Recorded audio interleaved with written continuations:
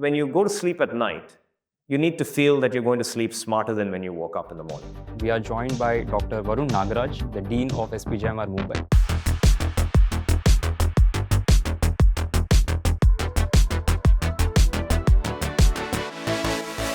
So I think, it's easy when you're 60 to, dispense gyan. You don't really control your path as much as you think you do. There are a lot of new B schools have emerged, which are calling the traditional MBA that it is on the verge of dying. Perhaps one day, the Indian education system under NEP is such that you don't need an MBA. The beautiful things happen when you're prepared and then an opportunity shows up and then you're prepared to take advantage of that opportunity. How are you integrating AI? That's a good one. AI is friend to some degree because it's stimulating more interest. It's also foe because it's creating uncertainty as to what you need. In highly uncertain times where it's not clear if AI is going to wipe out your jobs in 2 years from now. Let's say in parallel universe, what would have been your career? That's an easy one. It would have been a rock star. If you're not that type of person, don't come to SPJIMR, all right? But why did you decide to move back to India? I wish I could say it was something, profound like Shah Rukh Khan's story in Swadesh. Unfortunately, it's nothing as romantic as that.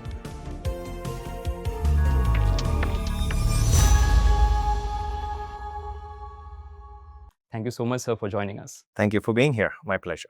So, sir, let's start with your background. So, you have a very different background when you look at a lot of deans and directors of various institutes. A lot of them have spent considerable time in academia and then they have got there. But you studied at IIT Bombay, then you moved to US, spent a lot of time there, were handling a lot of important positions. And then you decided to do PhD at the age of 50. So that is the first thing that I want to ask you, that what was the rationale behind that decision? So it's a good question. When you get into your 40s, I think you begin to ask yourself about the impact that you're having. The word legacy sounds too grand, but the legacy that you potentially could leave behind. And, for somebody like me, there were probably a couple of ways of making a good impact or a sustainable impact. One, of course, would be, to do what I was doing, which was in Silicon Valley, working with good companies, perhaps create the next blockbuster company, perhaps, do something that's amazing.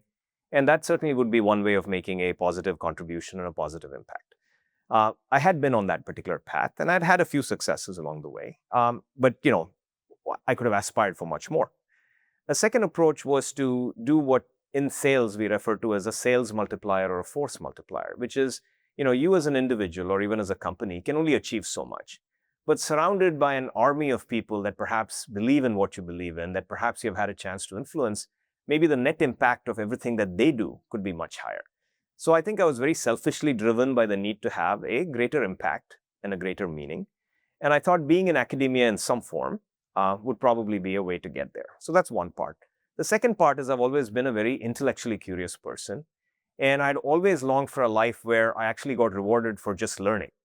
And honestly, as a faculty member, while many of you might think of us as, teachers, we are as much learners as we are teachers. And, what a treat to get paid to learn. So, but why did you decide to move back to India? So you had, of course, more than 30 years, I believe, in the US. And then you decided to come here and become the Dean of SPJIMR. So what was the rationale behind that decision? I wish I could say it was something, profound like Shah Rukh Khan's story in Swadesh. Unfortunately, it's nothing as romantic as that. I was looking for a role in academia. And, when you're 55 years old and looking for a role in academia, the opportunities available to you are fewer as well. Because you're further along in your career. I was definitely aware of SPJIMR. The previous dean of SPJIMR was an old schoolmate of mine at IIT Bombay. And so I had some familiarity with this. And when this opportunity opened up, and knowing what I know about SPJIMR now, and I knew a little bit less about it back then, it seemed like a good values fit and a good culture fit.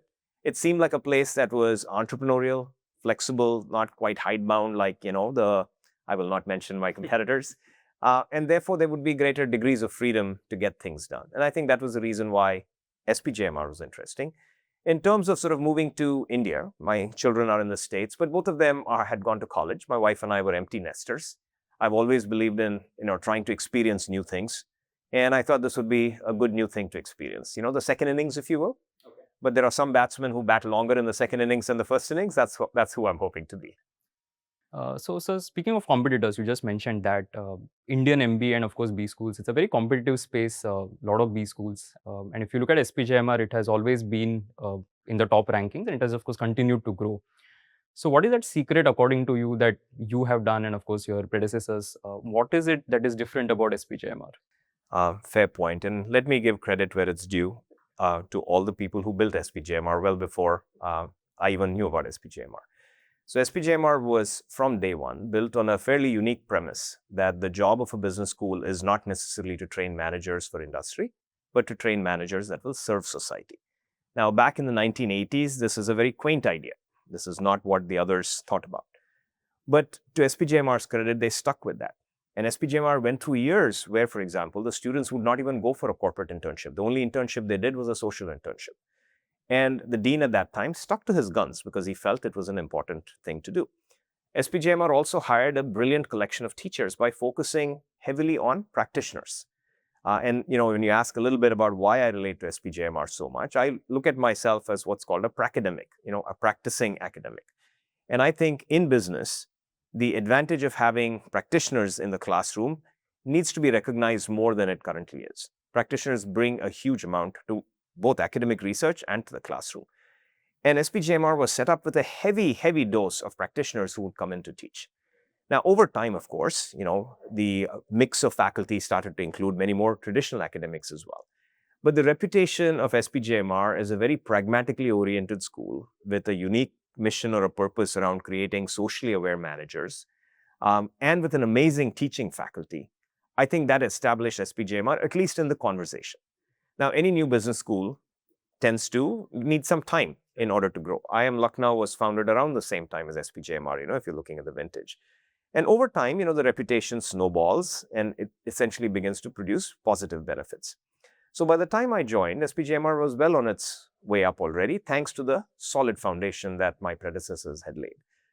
But the reason I joined and the reason that the board thought I might be a good fit at this stage in SPJIMR's evolution was that the world was rapidly changing. This is during the COVID times. It was pretty clear that the world we had grown up in was not the future world we would have. We couldn't even at that time, of course, predict the things AI and geopolitics are going to do, but there was definitely a sense of uncertainty and unease that innovation, both in its good form and bad form, would create sufficient changes in the world around us, as was being evidenced by the COVID pandemic, that the kind of leadership for an institution that was needed and the kinds of students that were needed as well by society probably was going to be a little bit different than the traditional profile of the SPJIMR students. So the board and I certainly believed that all the virtues that made SPJIMR unique were still relevant. The fact that business serves to exist society, the fact that managers need to be socially sensitive, these are truths that hold. However, just being good isn't enough, right? You need to be able to be effective in a world that is changing rapidly around you. And so the idea of being able to boldly confront change, to innovate in the face of change, and to make the right, wise decisions in the face of change. I felt when you combine that with the fact that we fundamentally have always trained a generation of leaders that we think are socially sensitive and aware.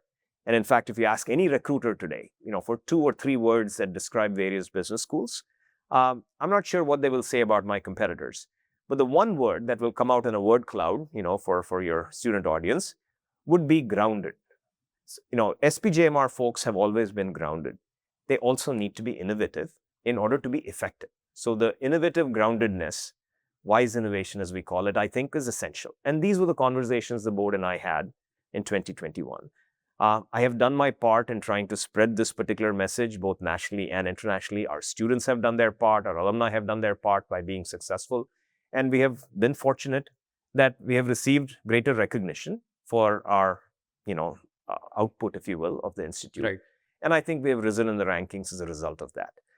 At the same time, looking at that balance of practice and academia, as we have added more academics to our fold, we have tried very hard not to lose that practice-oriented structure. If you come into an SPJIMR classroom, it is very likely between the clubs and the classrooms that you have some amazing industry people who are delivering portions of a larger content, right?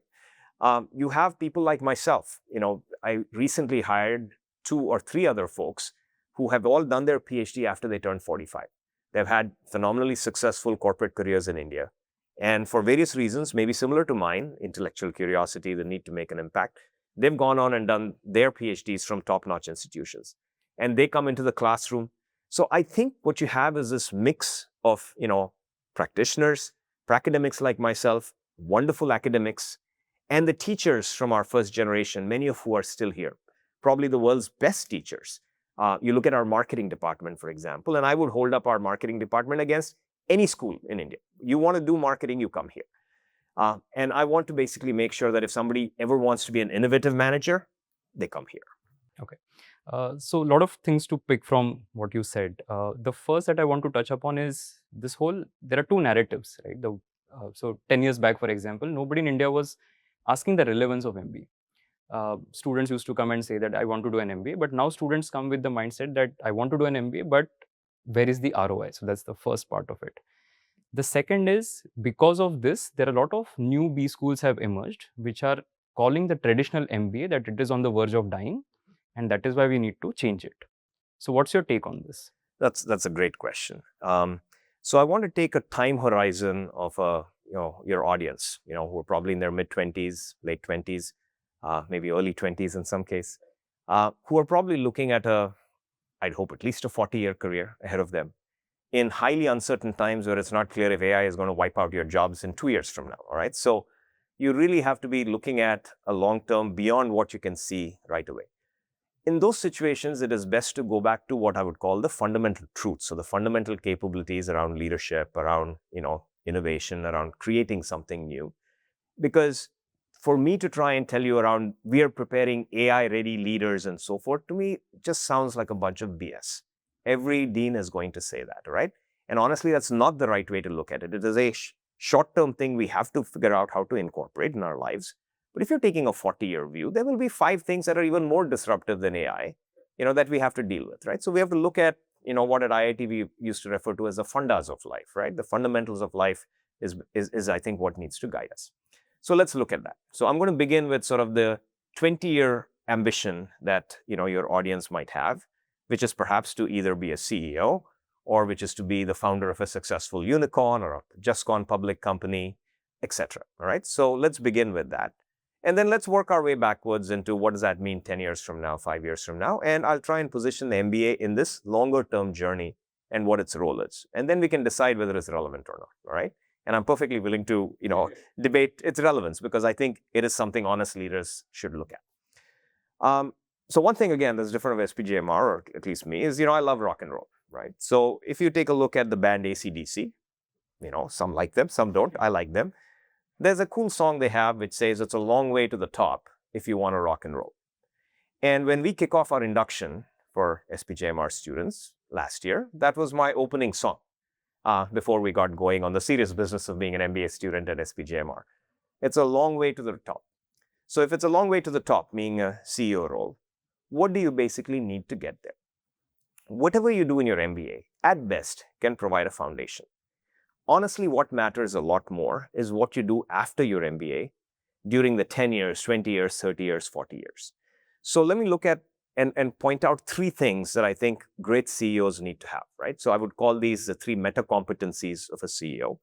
And I'm going to make the argument that the MBA from SPJIMR lays the foundation for these 3 meta competencies. But then it is absolutely upon the participant or the graduate to continue to build those meta competencies. Otherwise, they will atrophy and they will not get you to the top that you want to get to. So the 3 meta competencies then.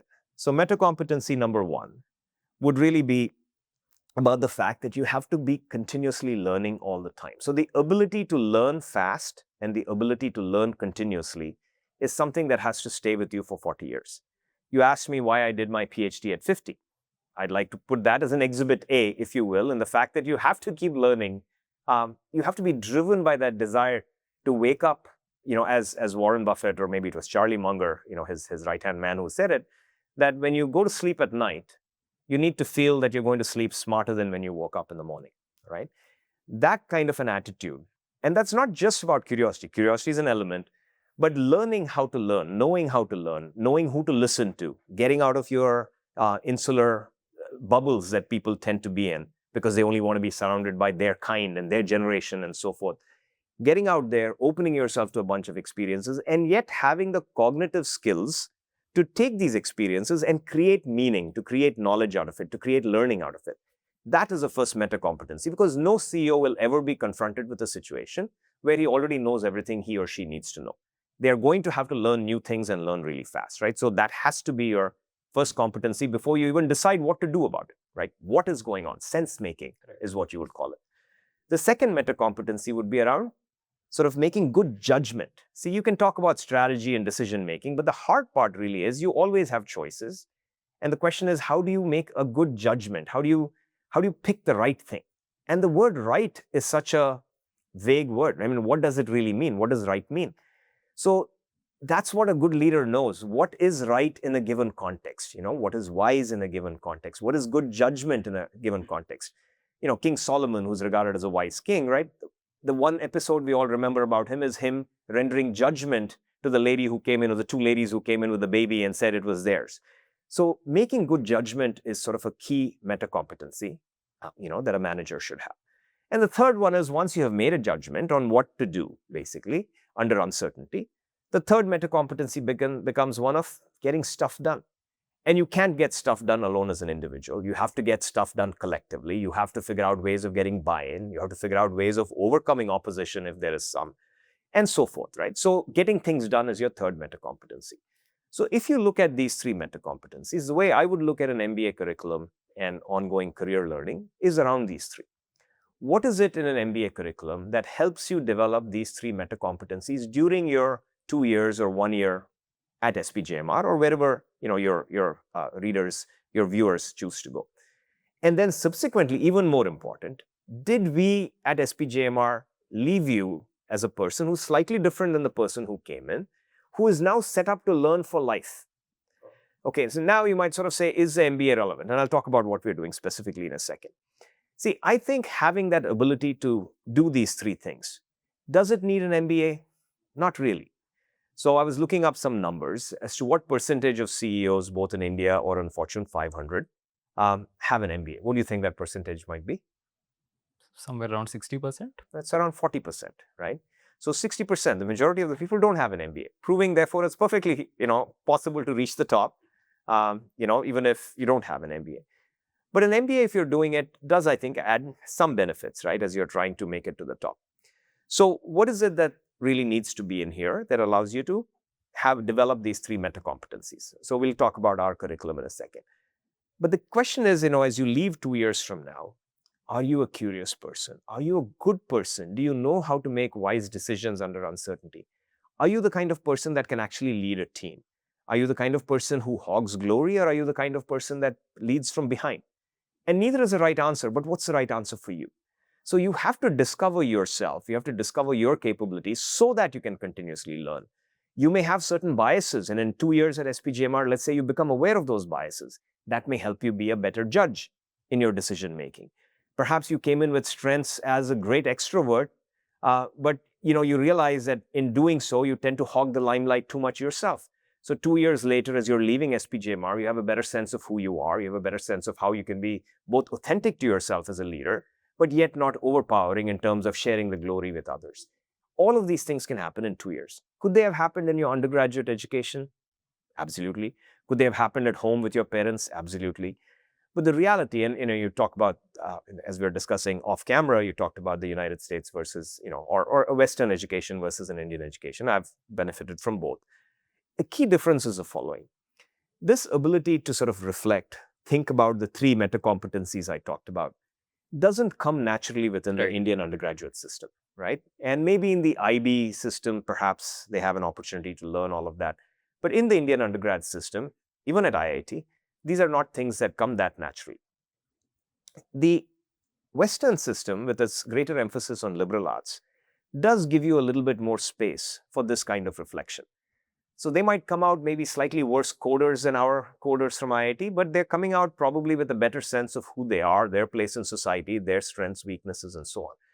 So perhaps one day, the Indian education system under NEP is such that you don't need an MBA. Perhaps one day, the undergraduate program of 4 years leaves enough space for growth and reflection that these three meta competencies have been taught and learned And now the student is ready to embark on a 40-year journey, which might consist of multiple 2-week interventions, or might consist of a continuous intervention, might consist of belonging to a network of peer learners for 20 years, that they are your peer learners on this journey.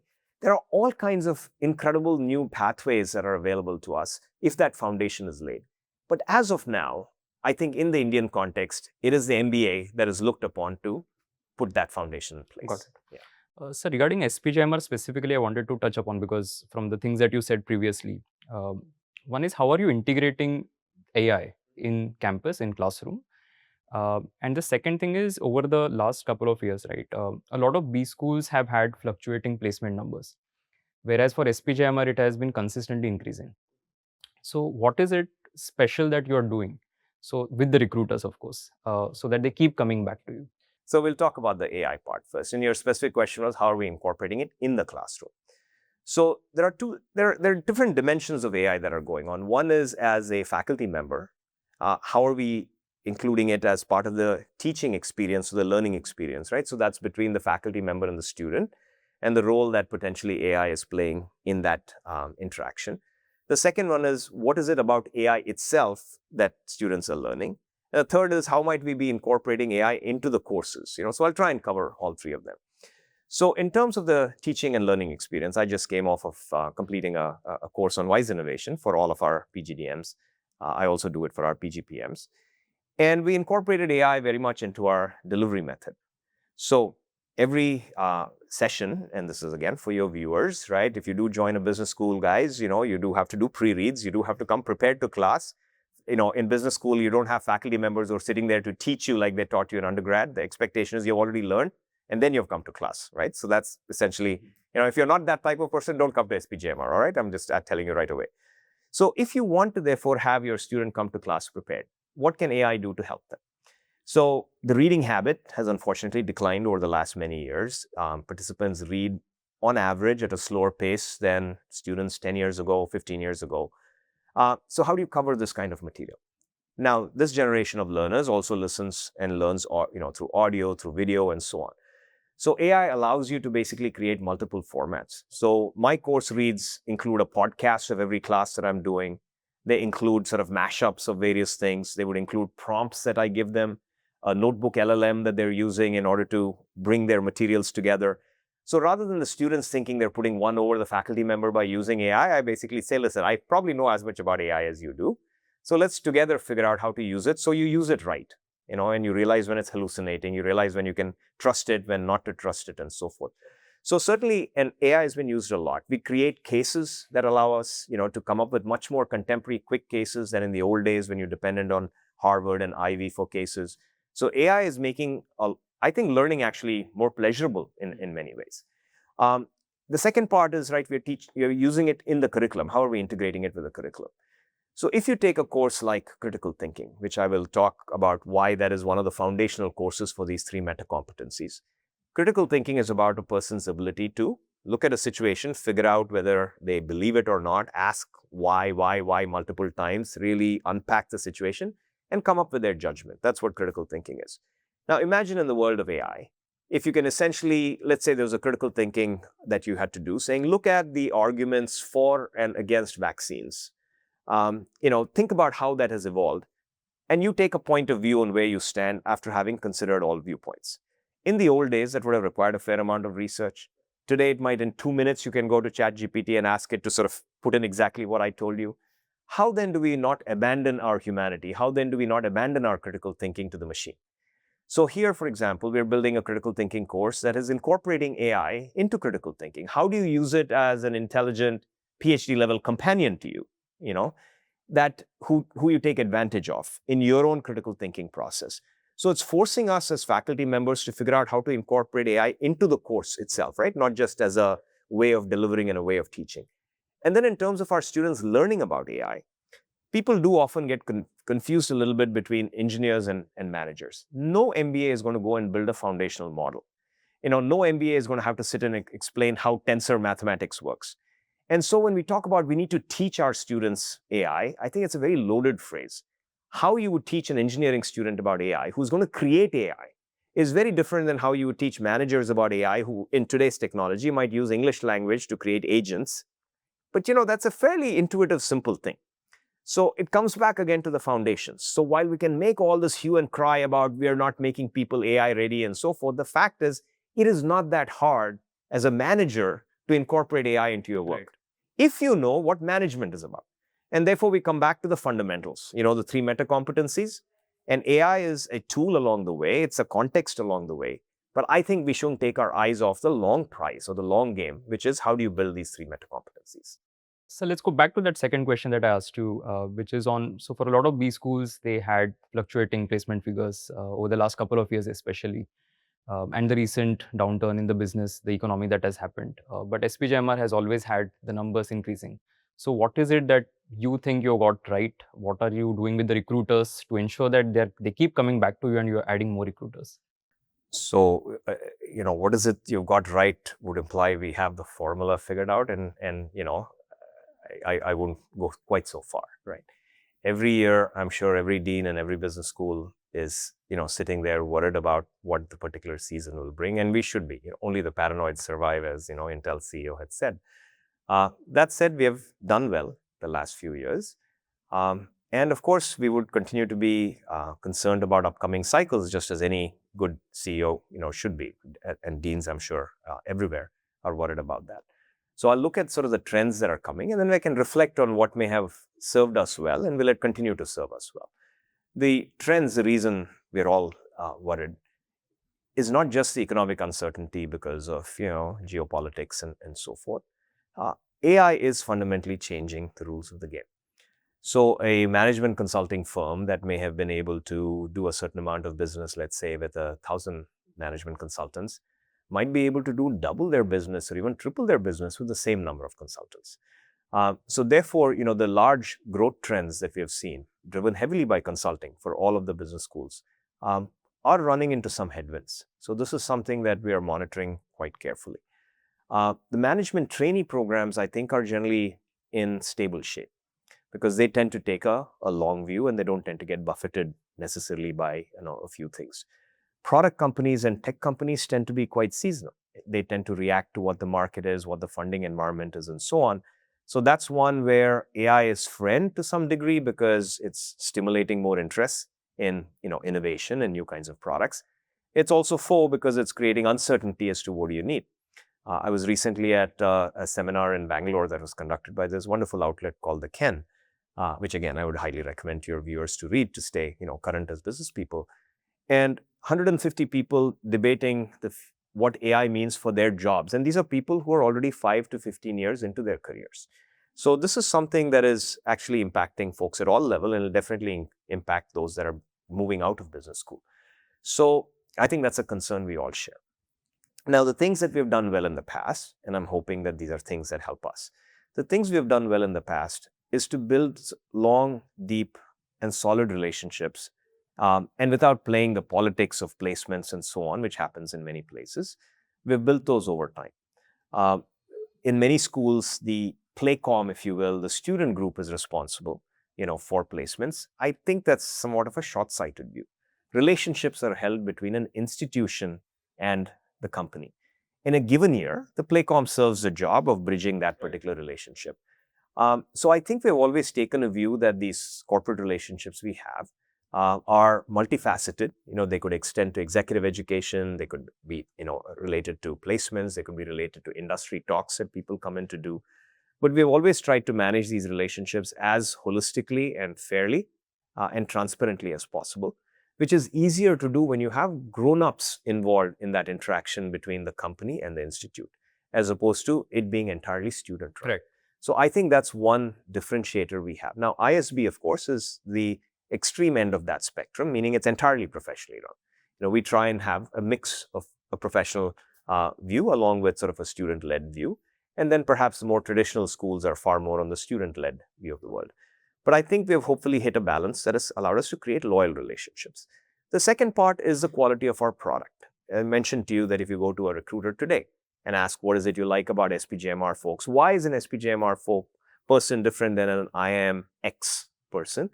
They'll probably use the word grounded. They'll say they're bright, but they roll up their sleeves. They don't think twice about the fact that they're too entitled to do job X or Y. And I like to think it's because of the kinds of experiences we give our participants. If you look at the kinds of things our participants do, besides the overall ethos, the kinds of things they do, they work with the economically underprivileged people in urban Mumbai. We work with the social sector in rural India, so we have a good sense of understanding that. Our students get to work with family businesses as well. We have a strong family business program, and we leverage that to provide a learning experience to our traditional MBAs.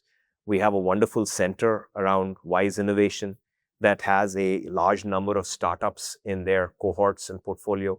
We pair up our students with those. So these are multiple options that we give our students to engage, to understand that it is not always about doing PowerPoint charts and then presenting like you're a management consultant to somebody. So we hope that they get, a broader range of experiences. The overall culture at SPJIMR also is actually quite collegial. I talked about us getting going with AC/DC or whatever. I know it's a long way from the 1984 version of SPJIMR, but we all have to contemporize. But overall, you'll find an environment here that is quite open. The students will talk about the fact that it's a friendly meritocracy. So merit is appreciated, but you do not see the kind of competition between students the way you might, the way I saw at IIT, or the way you might actually see, at some of the IMXs. So if you look at it, therefore, the notion that the relationship is solid, I think the product is solid. The students develop a certain sort of collaborative, open-minded culture of working together, which they take to the workplace. And so therefore, SPJIMR people being regarded as, yes, they're competitive, but in a friendly manner. They're grounded, they'll do anything.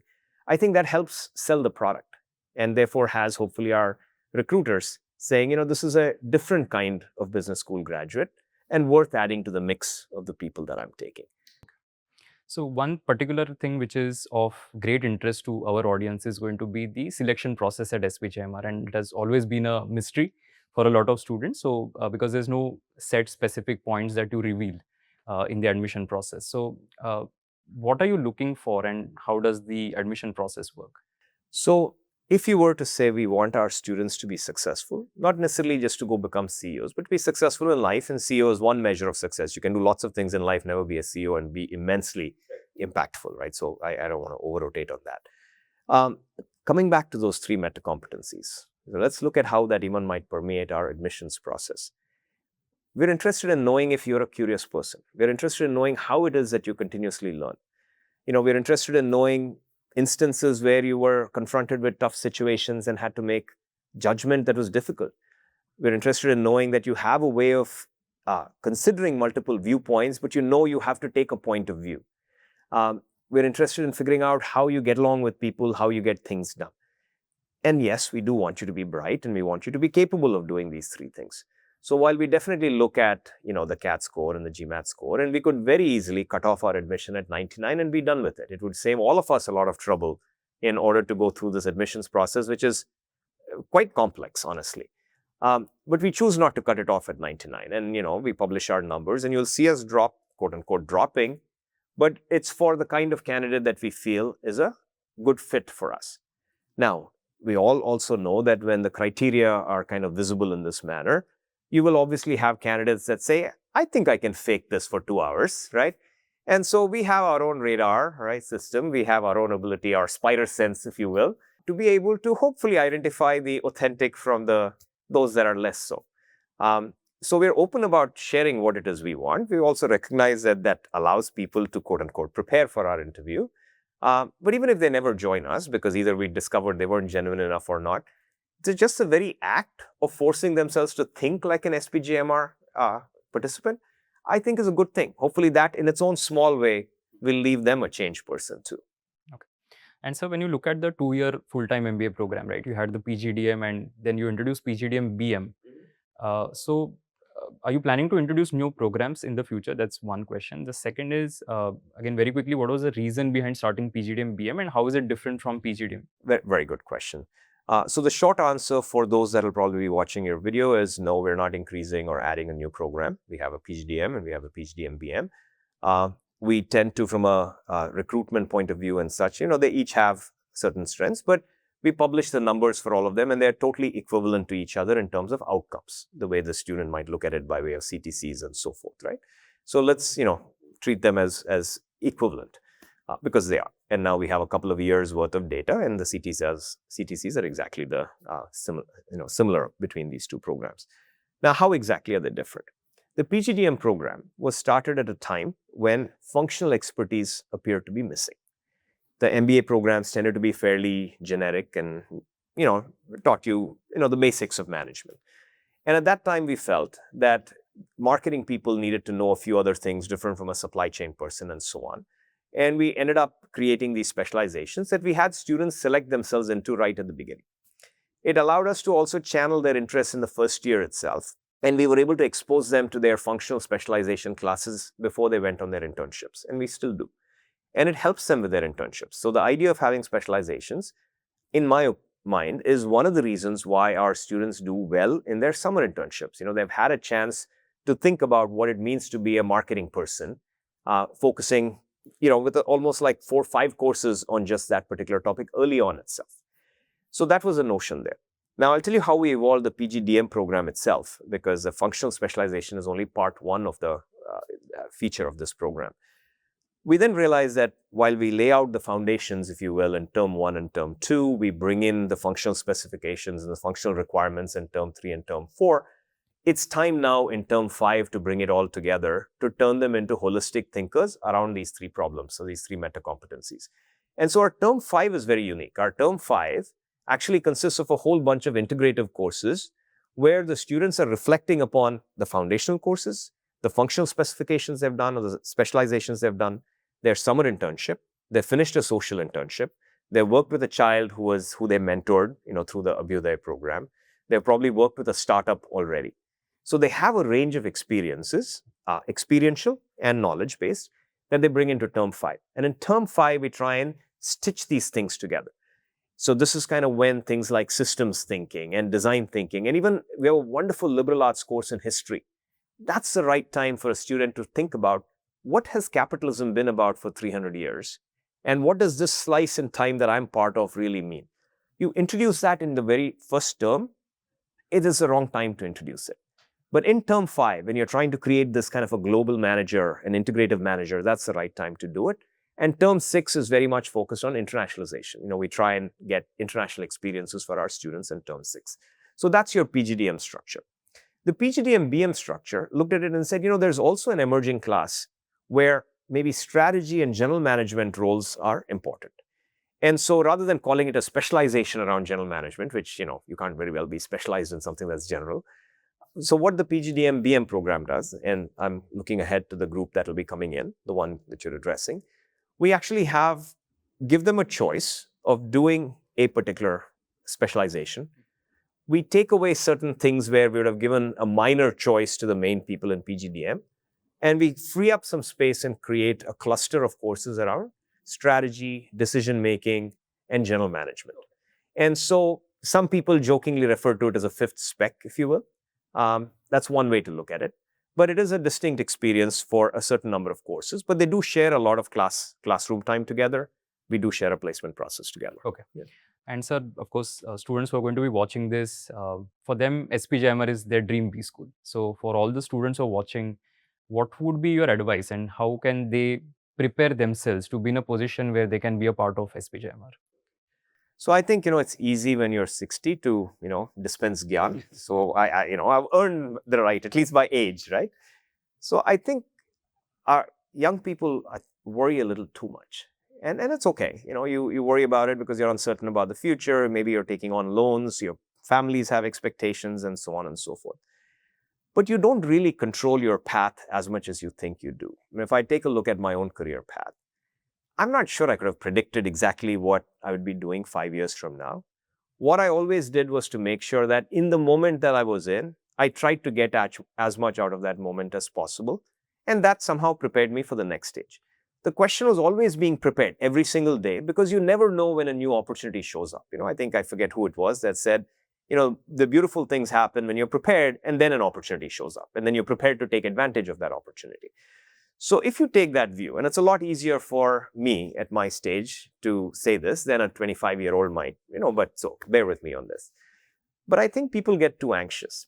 So while SPJIMR might be a dream school, there are many, many schools, including my competitor schools, that are wonderful schools as well. So I think stressing too much about one specific thing is probably not healthy. So I think thinking about saying, I'd like a career in management, and there are many ways to the top. Long way to the path, long way to the top, but also many ways to the top, right? There are many ways to get there. And if SPJIMR happens, that's great. So I would basically say, don't be so anxious. Lots and lots of ways of getting to your dream. I hope SPJIMR is part of your path, but if it's not, it doesn't mean anything, honestly. Okay. Sir, I have a special segment at the end, which is rapid fire. Oh no, that's my weak spot, but let's go with it. Okay, so one book that you would recommend to everybody, whether it is student or working professional, one favorite book or something that you would recommend.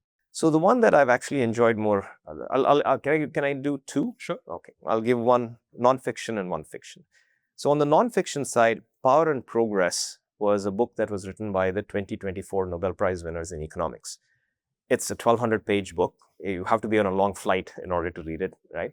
But it essentially looks at innovation, and it looks at the history of innovation for the last 1,000 years, looking at where progress happens, how value gets captured, and what the role of civic society and government is in ensuring that the fruits of innovation are actually shared by all.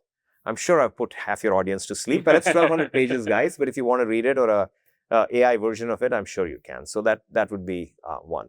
The second one, which would basically be a sort of a non-fiction book, there's a wonderful book called The Goddess Complex, which has just come out. Wonderful young author named Sanjana Satyan, who also happens to be my niece, so to be fair disclosure. Her first book allowed her to win, it was on Washington Post, best books of the year and so forth.